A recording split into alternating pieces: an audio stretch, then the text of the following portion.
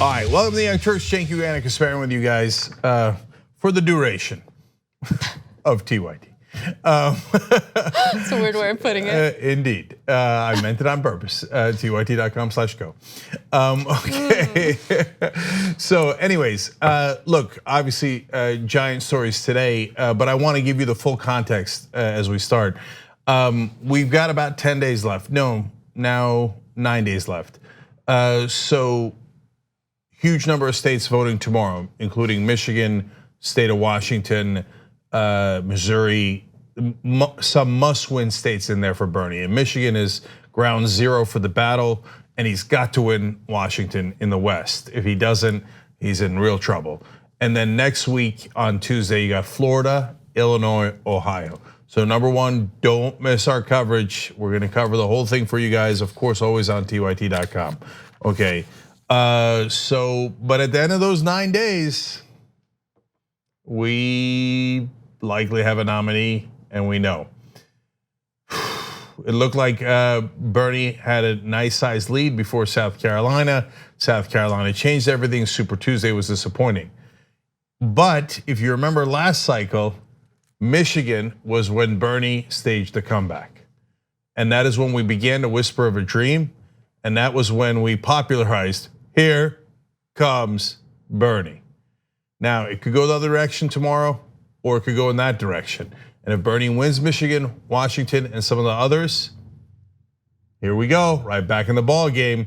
And then we go to Florida, Illinois, and Ohio. So, but I will tell you this, and we're gonna talk about it a little bit later in the show. I'll be honest with you, I'm in an absolute panic over Biden's cognitive decline. If he's the nominee, we're screwed. We walked right into an ambush, and we will almost certainly lose. So here we are, 9 days away from finding out if Trump's gonna get 4 more years. And of course, the media, as always, refuses to talk about it. Let's talk about it a little bit later when that's in the news. And Hillary Clinton's back. You're never gonna figure out who she's supporting and who she's against. Booker, Harris, it's all on the show today. All right, so Anna, before we get started, yep. Fun, great news from TYT. And we should really savor this because that's rare these days. So tell me more. Okay, great. So you remember you guys funded a climate change reporter, and we raised $200,000 from you, and we promised you a reporter that would investigate, in particular, the funding of the politicians that make the decisions. Where does their money come from? Does that affect how they view climate change? Obviously, also look into the science and all the ramifications, the politics of climate change. And boy, have we got a reporter for you guys. That's what we're announcing today. His name is Ti-Hua Chang. Now, let me read you his awards. He has a Peabody Award, an Edward R. Murrow Award, a New York Press Club Award, 5 Emmys, Lifetime Achievement Award at Asian American Journalists Association, also awards from National Association of Black Journalists, the Philadelphia, Denver, and Detroit Press Associations, the Associated Press, and United Press International.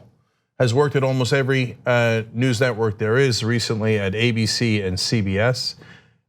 He, among his many great works, was on the issue of civil rights. He broke the Medgar Evers story, that's the murder of the civil rights leader, and found his true assassin, found 4 witnesses to that to testify 30 years later and bring him to justice. I couldn't be more proud to hire someone who worked on that story and broke that story. And you guys should be proud because you're the ones hiring him. And thank you for doing that. And then on stories related to corruption, and this is his body of work here is endless. That's why he's won all those awards. He did a story about how Rudy Giuliani put the emergency response center in World Trade Center 7. Now that collapsed on 9/11, and everybody always asked. I remember asking on the air, like, why would you put the response center in the World Trade Center when the only place that was attacked before was the World Trade Center? It turns out the person who owned that building was Rudy's donor, and Ti-Hua broke that story. So he's got excellent, excellent, not just credentials, but like I said, body of work. And we're honored to have him here. So our managing editor, Jonathan Larson, talked to him this morning because today is his first day, and he told a story about one of the first lessons he learned at journalism school at Columbia. Yeah, actually, I want to hear from him because he explained an experience that I think shows how he's perfect for TYT, how he really does go along with our school of thought when it comes to journalism. Yeah, that's right. And so, by the way, after we hired him, I found out he went to Penn undergrad and then Columbia graduate school, just like I did, but apparently did a lot more than I did with it. So, but back then when he was in Columbia Journalism School, he was getting taught by legendary producer Fred Friendly, who really is a legend. And he tells this story to Jonathan about what happened next. Let's watch. In my first broadcast class at Columbia, he showed a story by a CBS correspondent named Morton Dean, on a new anti-personnel weapon being used in Vietnam. And what it was, you drop a bomb and all these nails, like the size of your fingers practically, would shoot every few inches, cover every few inches for 100 yards. And the idea was that you maim people. Morton Dean showed it on a piece of wood. That's how the Army would only let him do it. And so Fred Friendly asked everyone in the class, the up-and-coming young students, and what do you think of the story? And they said, oh, it was well written, it was well done, it was good editing, and then it came to me. And I'm sitting there as, a former anti-Vietnam War activist. I said, F it. And I just said, listen, if it were me doing that story, I would show the bodies, because that's what an anti-personnel weapon is for. It's not for pieces of wood, it's for human beings. And my whole class attacked me. Oh, you're not being neutral, you're taking a position. But it taught me this, that neutrality is not necessarily objectivity, and objectivity is not necessarily neutrality sometimes. And you can't just say both sides, and that's telling the truth. So Fred Friendly now speaks, and he said, if Edward R. Murrow were here today, and I thought he was going to say he kicked Ti-Hua out of the school. He said he said he would back Ti-Hua, because sometimes you have to take a stand. I love that. Oh, it's got TYT written all over it. I mean, how long have I been talking about objectivity, not neutrality? Turns out Ti-Hua knew that a long, long time ago, way before me. So it's funny that his professor told him Edward R. Murrow would take his side. Well, later he went on to get an Edward R. Murrow Award. And I want to just end on this. It was for a piece he did in 2005, and it was for exposing police officers using helicopter and high-tech infrared equipment to spy on private citizens. And he broke that story and he got the Murrow Award for that, and well deserved. It's really an honor to have him here, and I'm really, really looking forward to his stories on climate change, the money that fuels it, and you can see all of that at tyt.com/investigates. And as usual, we couldn't have hired him without you. Thank you for hiring him for us. And when he does do those stories, please spread them far and wide so people understand why we're not actually fighting climate change. It doesn't have to do with people who don't think, oh God, I'm not sure if 99% of the scientists are correct. It's because they're getting paid not to fight climate change. Let's find out the details, let's find out the facts, and let's report them for you. All right, well, let's move on to what's happening in the Democratic primary, because we have some updates on the Biden campaign that should concern anyone who cares about, real structural change in this country. So, when Biden told his wealthy donors that nothing will fundamentally change under his watch, turns out he was telling the truth. In fact, some of his senior advisors spoke to Axios on condition of anonymity, and we learned through Axios' reporting that Biden is considering some pretty big name bankers to serve in his White House, if he of course wins the general election. Keep in mind, he needs to win the Democratic primary first. I know everyone in the media is treating him as if he's already the nominee, but that's not the case yet. Well, let me give you the details on what we've learned through Axios. Biden advisors describe a return to normal plan, a reversal of President Trump's unorthodox style. So far, so good. I mean, sort of. Yeah, look, we're all traumatized by Trump, and a return to normal does sound wonderful in some ways. On the other hand, if you return to the pre-Trump era, remind me what that led to. Not so good. Oh, right, the Trump era, that's what it led to. So if we go back to how it was before, I'm not sure that story ends well. But wait till you get a load of some of the folks that might be coming into the Biden administration if it were to wind up that way. So there is a segment of this story that I refer to as Biden's bankers, because many bankers would serve in his administration. For instance, now Mike Bloomberg, maybe you don't want to consider him a banker, but he did show up in this report. Mike Bloomberg, who swiftly endorsed Biden after the former mayor's campaign collapsed, would be a top possibility to head the World Bank. Oh, great. So a guy who he's not a banker, but he made all of his money through the Bloomberg terminals that service Wall Street. Massively pro Wall Street for deregulation of Wall Street. While, by the way, Wall Street collapses again today. We'll talk more about that later in the show. And so the guy who helped Wall Street collapse a couple of times would be in charge of the World Bank. Wonderful. And I want you to pay close attention to the names, because it's not just about the bankers, it's about the various people who have endorsed him, because this is how endorsements work, right? There are favors made, deals made behind the scenes, and then someone comes out and endorses Biden. It's not because they actually genuinely think that he would be a good president. It's because they're thinking about what this would mean for their careers. You have Jamie Dimon, chairman and CEO of JP Morgan Chase, and mentioned over the years as a potential presidential candidate, would also be considered for Treasury. Okay, so look, we're in the middle of Biden's bankers, but another person considered for Treasury is apparently Elizabeth Warren. Now, but wait a minute, that means you have no philosophy at all. Elizabeth Warren and Jamie Dimon are diametrically opposed. Elizabeth Warren thinks that Wall Street should be very heavily regulated. Jamie Dimon thinks Wall Street's God's gift to humanity shouldn't be regulated, other than tweaks here and there. So what? Should I have Henry Kissinger or Abby Hoffman as my Secretary of State? I don't know, I'm thinking about it. How could you be thinking about both those guys? That was a weird old school reference. Okay, I'm going old. Chris Matthews would enjoy that. It's notable though that Warren still hasn't endorsed Bernie, right? And so who knows why her name is being floated in this context? I mean, really, are we gonna, Elizabeth Warren's camp, are we really gonna fall for this again? Oh, no, we might pick you for VP, or we might pick you for Treasury, or we might pick one of the top bankers in the country. If you're considering one of the top bankers in the country, you ain't gonna pick Warren for Treasury. Let's keep it real. Then you have someone associated with Bank of America. So Finucane, vice chairman of Bank of America, is another possibility for Treasury. Oh, good, because I wasn't sure we had enough top bankers as possibilities. And as you mentioned, Cenk, Warren is considered as Treasury Secretary. And the reason why her name was floated, according to Biden's advisors, is because she could really help to unite the party. Because there is still this assumption that she has the support and the backing of progressive voters. But to be quite honest with you, the response from progressives right now is sheer frustration over the fact that she is taking as long as she is to endorse Bernie. Like, let's just keep it real. Based on their ideology or her ideology, she's much more aligned with, Bernie as opposed to Biden. So what's taking so long? Well, and if they want to unite the party, Elizabeth Warren endorsing Joe Biden doesn't help at all, because then that's just saying, oh, Elizabeth Warren never meant any of the progressive things she said. She backed the guy who fought against all those progressive things. So then she's thrown her lot in with the moderate, centrist, conservative corporate side.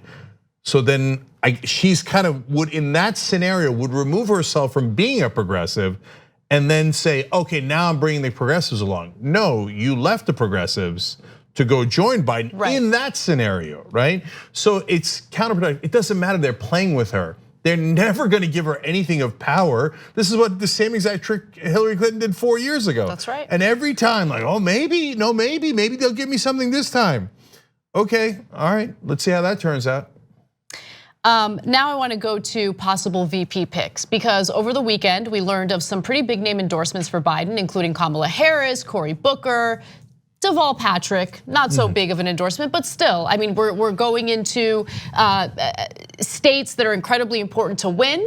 And so just like last time before Super Tuesday, you have a number of big name candidates who had dropped out of the race now endorsing Biden. So for possible VP picks, you have Senator Kamala Harris, Senator Cory Booker, Governor Deval Patrick, and you also have Stacey Abrams. These are the names that are being floated around. And Elizabeth Warren. Kind of. No, seriously, don't endorse Bernie. We're still thinking about it. We're going to think about it for 9 more days, and once the important primaries are over, that's the last time you'll hear from us, Senator Warren. But okay, no, seriously, don't endorse Bernie. You never know. Okay, anyway, they're not going to pick her. That list is fine. I mean, what do I mean by fine? Do I agree with the policies of the folks on that list? Other than Stacey Abrams, not much. To some extent, yeah. To some extent, right? And there's a lot more to find out about Stacey Abrams' policies. But by the way, if she's the VP pick, we probably won't, because she'll have to say Biden's policies are great and we should make sure what a terrible thing it was that we did busing. That's Biden's current policy. That's his current policy. It's impolite to mention by any of Biden's policies until you get to the general election, in which case, when the Republicans bring it up, cable news will talk about it 24/7. Anyway, so they will probably do that to shore up more support within the Democratic Party, and I get it. But I want to go back to the bankers because we're not done with them yet. They're considering Morgan Stanley's executive Tom Nides for Secretary of Commerce or Trade Rep or some other top posts as well, because JP Morgan Chase, Bank of America, Bloomberg was not enough. So they had to put a Morgan Stanley executive in there as well, just so you understand who actually runs this government. Okay, so let's pause for a second, because remember, the way that the Biden camp is labeling this plan, right? If he becomes elected and he gets to choose his cabinet, is the back to normal plan or return to normal plan. Yeah, return to Wall Street plan. No, but hold on. What do you mean return? I mean, I get it. Trump is unorthodox in his style. He says things that are incredibly stupid, hateful, divisive. I totally get that, right? His style is certainly different. But what did Trump do as soon as he got elected?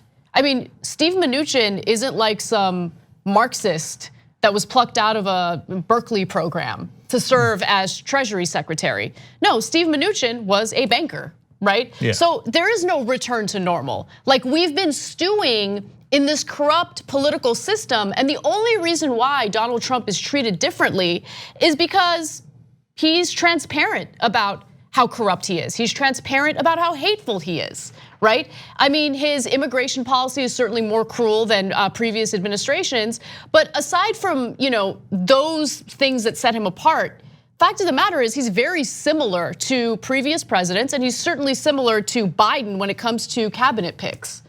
Yeah, the bankers have been running us. There's no return, right? Would Trump have like 3 or 4 Goldman Sachs officials in his cabinet, even though he ran his campaign against Goldman Sachs? No, Trump is part of the elites too. He's part of, I mean, you kidding me? He's patient zero in corruption, both systemic corruption and personal corruption layered on top. So Biden's big theme, I guess, is Trump's personal corruption is terrible. I'm just going back to the normal systemic corruption that we used to have.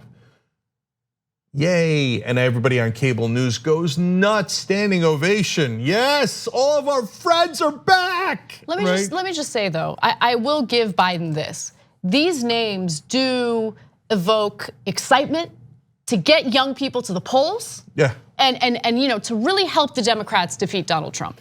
But part of what they're saying here is, haha, young people, you're not showing up to vote enough. So we're gonna go excite older voters who, by telling them all these old names, like John Kerry might be back. Back to 2004. So like, yes, look, I'm gonna keep it real. Now there's a lot of older folks who watch this show too, but more older folks watch television. So when they're like, when you have a 78-year-old and they hear John Kerry, they're like, that is exciting. Joe Scarborough told me John Kerry might be back. Okay, the same John Kerry, by the way, who just a couple of weeks ago was plotting his own run and betraying Joe Biden because he thought Biden was such a loser. Right. Okay, but that's anyway, how this works. It's amazing. That's right. Look, but we're fair. So there are normal people on the list like Sally Yates, who showed courage during the Trump administration. She'd be good in any administration. And Ted Kaufman is a longtime advisor to Biden and in his inner circle, and he actually was briefly senator from Delaware taking over for Biden. And Ted Kaufman, I think, has some real progressive instincts, and it's not. On the other hand, right next to him is Chris Coons, also from Delaware, one of the most conservative senators for no reason from the East Coast, as conservative as any Democrat from Alabama. Okay, so it's 90% conservative. There's a couple of folks that are not bad, but it's returned to the bankers. So if you like that, you got some elections ahead of you. But the problem is, if you're watching this show, you already know a lot of the facts. But if you're watching cable news, you'll never find out any of this, ever. They'll never tell you all the bankers he's planning to bring back in. If they mention it under their breath, they'll be like, some smart, excellent, credible people like the JP Morgan Chase, Morgan Stanley, Bank of America, wonderful, smart, good, return to normal people. What bias, right? I defy you to find one person ever on cable news that criticizes packing your cabinet with bankers. As the primaries have shown, there's a significant progressive contingent of the Democratic Party which might win. And if it turns out we narrowly lose, it's like saying, oh, you progressives, that's cute. Jamie Dimon's back, CEO of JP Morgan Chase. Take that, progressive, see how you like that. But no one on cable news will tell the voters any of that. They'll walk into the voting booth, and unless they watch online media, they'll have no idea that Joe Biden works for Wall Street. All right, well, I want to tell you a little more about who has endorsed Joe Biden and give you a little bit of a flashback to what these individuals said about him on the campaign trail. So come back from the break and I'll give you that and more. We hope you're enjoying this free clip from the Young Turks. If you want to get the whole show and more exclusive content while supporting independent media, become a member at tyt.com/join today. In the meantime, enjoy this free segment. All right, back on the Young Turks. Bin31 writes in, I love Ti-Hua Chang. He used to be in New York City, WNBC4. Yes, that's right. Jeffrey says, making an ad that secures Biden for these appointment plans should be like shooting fish in a barrel. They won't do it. It's Bernie's team, they're too polite. One last thing, says Anna telling Cenk to savor. We all know who the saver-in-chief is. Did some savoring over the weekend. Not a cheetah, I'm not a lion, writes in. Welcome to the family, Ti-Hua. How dare she, writes in. Damn, Ti-Hua sounds like a badass. I'm so glad I donated, thank you. You can do it again, by the way, tyt.com/go. That's our general fundraising. We're trying to get 200,000 in March. Hopefully we can get there much quicker than that, because we got a long campaign ahead of us to make us sustainable and bring you guys change. Riley Audit writes in on YouTube Super Chat, just dropped my early vote for Bernie in Melbourne, Florida. Shout to Melbourne Aussies watching. Thank you for using YouTube Super Chat. Last one, even though there's so many good ones, is from Twitter. The Mathematician says, gee, Biden is going to hire more Trump-loving plutocrats to run his cabinet as long as they're so much more polite about screwing us. What a shock, particularly the possibility of Bloomberg running the World Bank during the next collapse while Jamie Dimon is Treasury. Yeah, by the way, that's not an accident. So the collapse is not coming, it's here. We're in the middle of the collapse right now. We got a story about that a little bit later in the show. And in the middle of that collapse, they need bankers to divert the money back to the bankers. So they need to position Jamie Dimon at Treasury and Bloomberg at World Bank, so no one ever gets mad at the bankers and they still control the money. So the idea that they'd put Elizabeth Warren as Treasury Secretary in the middle of a collapse. No, any day now, any day now. Yeah, Warren can't. Keep waiting for that. Any day now, could happen. All right, a few announcements. So TYT will be doing live coverage of the primaries that'll take place tomorrow, March 10th. So please check that out live. We will begin with our primary coverage at 5 p.m. Pacific time, 8 p.m. Eastern. We have a giant panel of all your favorite people. Cenk will be there, I will be there, John Idarola, J.R. Jackson, Brett Ehrlich, and Nando Vila will join us throughout the night. So again, go to tyt.com/live to watch. And as always, we will have some exclusive coverage for our members only. And to become a member, you just go to tyt.com/join. And then finally, tonight on The Conversation, we're gonna have one of our favorites on. Liz Winstead will be joining in, and Francesca Fiorentini will be interviewing her about the recent Supreme Court hearing and its ramifications on Roe v. Wade. So check that out tonight, right after the second hour, tyt.com/live. All right, ready? Yes. Okay. A number of big name politicians decided to endorse Joe Biden over the weekend, just ahead of the primary elections on March 10th. One of those individuals is actually Cory Booker, who had some pretty harsh words for Biden on the campaign trail. As you know, he was one of the Democratic candidates before he dropped out. Booker's endorsement comes one day after Senator Kamala Harris of California endorsed Biden, and the two senators will appear with him at a rally in Detroit on Monday night. Booker will also campaign alongside Biden in Flint, Michigan earlier in the day and attend a fundraiser with him. Now, he put out a statement via Twitter writing the following: "The answer to hatred and division is to reignite our spirit of common purpose. Joe Biden won't only win, he'll show there's more that unites us than divides us. He'll restore honor to the Oval Office and tackle our most pressing challenges. That's why I'm proud to endorse him." Or endorse Joe. Now it's interesting that he has such glowing praise for Biden because I just want to remind you all what he had to say about Joe Biden on the campaign trail. Take a look. All of the problems that he is talking about that he created, I actually led the bill that got passed into law that reverses the damage that your bills that you were, frankly, to correct you, Mr. Vice President, you were bragging, calling it the Biden crime bill up till 2015. Thank you, Senator. You were trying to shift the view from what you created. There are people right now in prison for life for drug offenses because you stood up and used that tough on crime, phony rhetoric that got a lot of people elected, but destroyed communities like mine. They do not have to buy in. They do not have to buy in. You just said that. You just said that 2 minutes ago. You just said 2 minutes ago that they would have to buy in. You said they would have to buy in. Have to buy in. If she qualifies for Medicaid, are you forgetting what you said 2 minutes ago? I think that we are at a tough point right now because there's a lot of people who are concerned about Joe Biden's ability to carry the ball all the way across the end line without fumbling.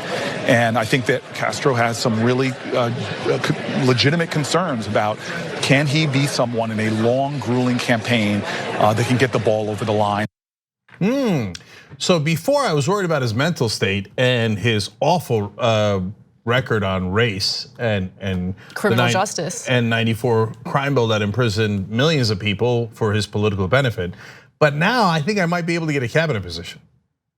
That's exactly what it is. Okay. That's exactly what it is. Axios reporting today that Cory Booker was among the names floated for VP pick. Yeah, and by the way, I might get nothing, but hey, I got floated. I got floated for VP. You're not gonna get VP. But to be fair to Cory Booker, he's done good things like criminal justice reform. He was absolutely right in that debate. He undid some of the things, terrible things that Joe Biden had done in that crime bill. But overall, Cory Booker's in the moderate camp. In the beginning of the primaries, he was pretending to be a progressive. A lot of them were because they thought it was a good lane. I love when politicians do slimy things like talk about their lanes. I picked a lane. How about picking policies? How about believing in policies? How about believing in anything? Oh, I picked a lane. Oh, I switched my lane. I switched my lane. I think that this is gonna help my career more. How about the voters? The voters, that's good, the voters. Joe Scarborough, go tell everybody how savvy a politician I am. I might or might not get a position of power from Joe Biden. I'm so savvy. Well, look, I don't know if Cory Booker is a moderate. Let's be fair to Cory Booker.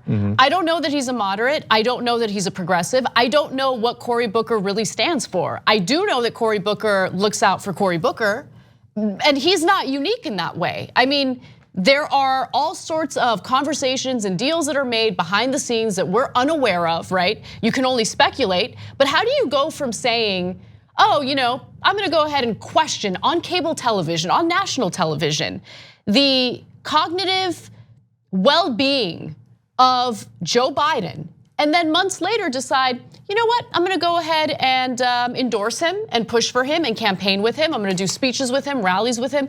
It's because you know that if you work hard enough for him and he gets elected, good things might happen to your career. And so it's the grift that keeps on grifting. Like it's nonstop in politics. And our political system, I think, attracts that type of person. 100%. So let's talk about why they're coming out now. We're gonna get to Kamala Harris second. So they need to win Michigan, and Michigan is a huge battleground state between progressives and establishment Democrats. Bernie pulled off a huge upset there back in 2016. Michigan also has Detroit, has a lot of African American voters. So now Booker and Harris are running down there and going, yeah, Joe Biden's so great with African Americans. Let's remember things that they have pointed out that are absolutely true, that Biden was not picked by Barack Obama because he was great with African Americans. He didn't need help on that at all. He was picked because to satiate white people. He's like, oh, I need someone that white people are comfortable with. Right. And that's why he picked Biden in the first place. But anyway, but then why didn't Booker and Harris jump in South Carolina in Super Tuesday? Because there again, there was a ton of African American voters in the South. And so it would have been helpful to get, they had to see if Biden was gonna win. Because if Biden's not gonna win, you don't wanna back the wrong horse. Because what is this about, policy? Principles? No, me. If somebody else was gonna win, then I was gonna back them so I could get a cabinet position. But now, I mean, he needs me less than he did on Super Tuesday, but he still needs me in Detroit. Now I could still jump in and be Johnny come lately and maybe get myself something. Right. Bravo. How politically savvy. Because in order to be successful in politics, you apparently need to be malleable in every way when it comes to who you support, what you support, which policies you propose. In fact, let's go to Kamala Harris's endorsement of Biden. She put out this video via Twitter. I'm just here thinking about all of the folks who for generations have fought and died for our civil rights and fought to help our nation achieve its ideals. And you guys know we still have yet to achieve those ideals, but one of the greatest things about us is we are willing to fight to get there. So I just wanted you guys to know, because you've been supporting me for so long, and I just wanted you guys to know I have decided that I am with great enthusiasm going to endorse Joe Biden for President of the United States. I believe in Joe. So she filmed that video while in Alabama, and in the very beginning, she was talking about the importance of racial justice, which I find fascinating because if you can recall, one of the highlights of the Democratic debates was this moment between Joe Biden, who was against integrated busing, and Kamala Harris. Take a look. I agree with you when you commit yourself to the importance of finding common ground. But I also believe, and it's personal, and I was actually it was hurtful to hear you talk about the reputations of two United States senators who built their reputations and career on the segregation of race in this country. And it was not only that, but you also worked with them to oppose busing. And there was a little girl in California who was part of the second class to integrate her public schools. And she was bused to school every day. And that little girl was me. I never get tired of Joe Biden getting surprised by that. I know, right? Like Joe, everybody knew she was going towards it was me, right? And the only person who didn't know was Joe. So anyway, but look, there it is. Oh, it's like out of a movie. Joe, you're in the middle of a debate, please. Anyway, but back then Kamala Harris was right. And that is Joe Biden's true civil rights record. That's why he was literally hanging his head in shame for most of the time that she was talking. Right. Now, Kamala Harris tells us he's wonderful on civil rights. And then they wonder why we can't stand politicians. And then everybody on TV, all the New York Times guys, everybody yells at me, us, saying, you're hurting the party. You have to say glowing lies about Democratic officials. Kamala Harris is so principled. The way she was against Joe Biden's civil rights record and the way a couple of months later, she's totally for Joe Biden's civil rights record. Yay? Yeah. Okay, now last thing on endorsements for now. These do matter, by the way. So like rando endorsements are overhyped, but when the entire party comes on one side, and Nate Silver has written a lot about this, and this he's right about, historically at least, it has made a giant difference. Why? As I learned in my campaign, all politics is branding. So all these folks are adding their brand on top of Joe Biden's brand and thereby burnishing his brand. So when people go to vote, they go, oh, they see Cory Booker, they see Kamala Harris, they see all these folks within Joe Biden's brand and they go, okay, now I'm gonna vote for him because I like Kamala Harris, etc. Now, Joe Biden, I think, has now 26 or 28% of the number of people who could endorse that are governors or sitting congressmen from the party, which is an okay number for this stage in the elections. Do you know how many Bernie Sanders has? 2%. Now they say that's because he's not a good team player. Well, there's a lot of truth in that because he doesn't sell out. So the team wants him to come on, just take the ExxonMobil money. Be a good team player. Bernie's not a good team. I'm not endorsing him. He didn't take any Goldman Sachs money like I did. He's embarrassing me, right? So that's the game at hand. Now, since those endorsements matter, and there's very few endorsements that Bernie Sanders could get who are in the progressive camp. It's Monday, guys. Giant elections are Tuesday, tomorrow. Where's Warren? So, where's Warren? And look, there are groups who endorsed Warren who aren't waiting for Warren to endorse Bernie. They've come out and they said that they support Bernie. You should vote for him. You get the picture. But it's just frustrating because one of Bernie's weaknesses, and I don't see it as a weakness, I see it as one of his strengths, but it's a weakness in this current system. Politics is transactional. Everything in politics is transactional. And so everyone's looking to get their bread buttered, right? And so I can't imagine Bernie having these discussions about like, hey, favor for a favor, you know? Maybe VP pick, maybe press secretary, maybe treasury secretary. Like every time he gets asked about appointments, he always says it's too soon to talk about that, right? Mm-hmm. And I love that because he's absolutely right. But it ends up hurting him because everyone's looking out for themselves and he's not promising anyone anything. The only people he's promising anything to are working people in America. Yeah, all these folks that are profiles encourage. Look, I'm obviously frustrated and I should be frustrated. You should be frustrated. I not just Warren. Look, I'm gonna pick a random person and say, why bother talking about him? Well, because he matters and he could make a big difference. So, and it's another person that I personally like and believe in. Al Gore, okay? So if you want action on climate change, what's Joe Biden gonna do? Oh, get us back into Paris Climate Accord and then do nothing else, nothing else. We're not gonna fix it, you know it. So- That's such a good point. So that's such a good point. I mean, but it might hurt people's reputation, it might hurt Warren's reputation, it might hurt Gore's reputation, and I'm picking on them because they're the two biggest, and I have a personal affinity towards them, okay? And I'm telling you that anyway. But everybody else, I mean, sitting on the sideline right now, elections tomorrow. There is no sitting on the sideline. Sitting on the sideline means off you go. Good luck. I mean, it's like Jon Snow when all those guys all the horses are marching towards him and he pulls out his sword, except nobody comes to back him up. Yeah. You know, it's just us. And so I don't want anyone in all of those camps coming around later asking for any kind of credit.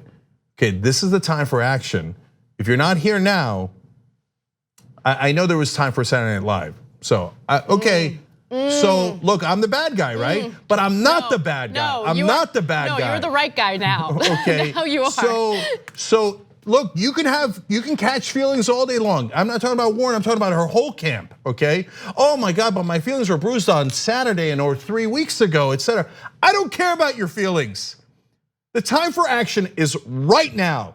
So if you don't take that action, don't come around later, but I was going to, but I was a progressive, but you don't understand, my feelings were hurt because of someone on Twitter. And so I let the progressive movement go into battle without me. Okay, everybody makes their own choices. Then it's absolutely true that you gotta live with those choices. Love it. All right, we gotta take a break. When we come back, we already have a sneak peek of what Trump's game plan is if he is in the general election against Biden. Not looking pretty for Biden, and he is certainly not prepared. We'll give you those details and more when we return.